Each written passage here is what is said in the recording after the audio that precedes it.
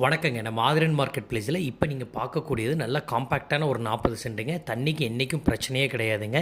இது எங்கே அமைஞ்சிருக்குன்னு பார்த்தீங்கன்னா, மாவட்டம் வந்து ஈரோடு மாவட்டம். ஈரோடு மாவட்டத்தில் நம்ம மேட்டுக்கடையிலேருந்து பறவைகள் சரணாலயம் போகிற ரோட்டில் ஒரு 4 கிலோமீட்டரில் அமைஞ்சிருக்குங்க. வெள்ளோட்டிலிருந்து வந்தீங்கன்னா அதிகபட்சம் ஒரு 5லேருந்து 6 கிலோமீட்டர் தாங்க. நல்ல பக்காவான வாய்க்கால் தடத்திலே அகலமான பாதையிலே அமைஞ்சிருக்கு.